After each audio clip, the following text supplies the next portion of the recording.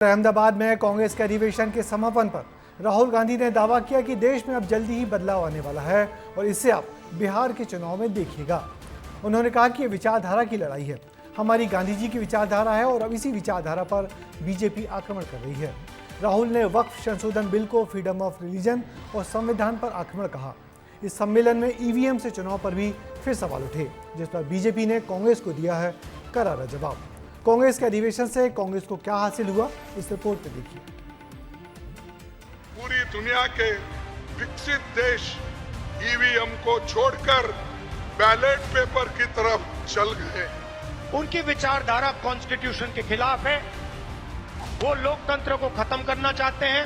वो हिंदुस्तान की सारी संस्थाओं को कंट्रोल करना चाहते हैं और अंबानी अदानी को हिंदुस्तान का पूरा धन पकड़ाना चाहते हैं। टिक्काराम जूली हमारे सीएलपी हैं, राजस्थान के दलित हैं, मंदिर गए थे। उनके मंदिर में जाने के बाद बीजेपी के नेताओं ने मंदिर को साफ करवाया, धुलवाया।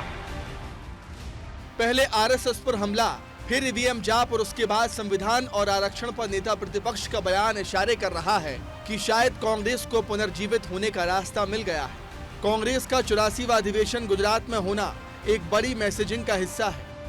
इस अधिवेशन के जरिए कांग्रेस संदेश देना चाहती है कि बीजेपी को गुजरात में भी चुनौती दी जा सकती है। पिछले 27 साल से कांग्रेस पार्टी गुजरात में सत्ता से बाहर है। 2027 में गुजरात विधानसभा चुनाव होने हैं और कांग्रेस का फोकस इसी पर है।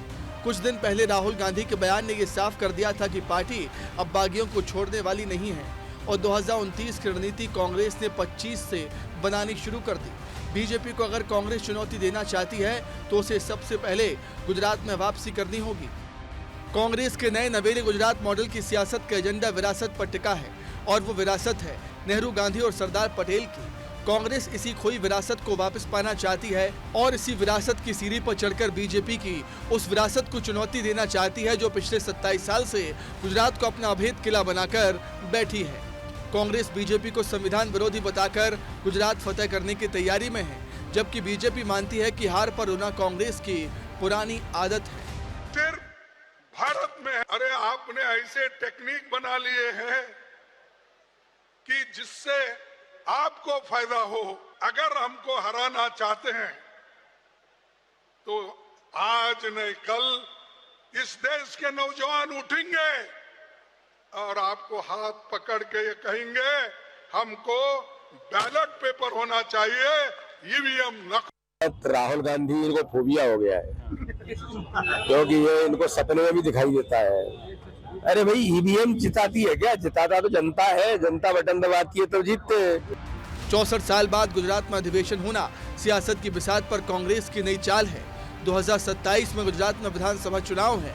इसी गुजरात में 2022 में कांग्रेस ने अपने इतिहास का सबसे खराब प्रदर्शन करते हुए सिर्फ 17 सीटें हासिल की थी। लेकिन राहुल गांधी के पिछले महीनों के बयान ये इशारा करते हैं कि कांग्रेस अपनी खोई हुई साख को फिर से पाना चाहती है। मैं जाता रहता हूं और आपको गुजरात में हराएंगे इस बार। आप लिख के ले लो, लिख के ले लो। आपको ऑपोजिशन इंडिया गठबंधन गुजरात में हराने जा रहा है। लिख के ले लो। कांग्रेस पार्टी की जो आत्मा है वो गुजरात के चुनाव में लड़ेगी और नरेंद्र मोदी और बीजेपी को गुजरात में जैसे हमने अयोध्या में हराया है वैसे ही हम गुजरात में इनको हराने जा रहे हैं। कांग्रेस के सामने गुजरात बड़ी चुनौती इसलिए भी है क्योंकि यहाँ के कांग्रेस नेताओं के बीजेपी के लिए काम करने की बात राहुल गांधी पहले ही मान चुके हैं। पहला काम ये जो दो ग्रुप से इनको अलग करना है। अगर हमें सख्त कार्रवाई करनी पड़ी, 10, 15, 20, 30, 40 लोगों को निकालना पड़ा, निकाल देना चाहिए। बीजेपी के लिए अंदर से काम कर रहे हो, चलो जाके देखते हैं, बाहर से काम करो। तुम्हारी वहां जगह नहीं बनेगी, बाहर फेंक देंगे तुम्हें। पार्टी में जिला अध्यक्षों की ताकत बढ़ाकर राहुल गांधी इसी गुटबाजी को कम करना चाहते हैं। राहुल ये बात जानते हैं कि पार्टी अब राजधानी से चलने वाली नहीं है और कांग्रेस को अपने गुजरात मॉडल को अगर गढ़ना है तो इस गुटबाजी को सबसे पहले दूर करना होगा। ब्यूरो रिपोर्ट, विस्तार न्यूज।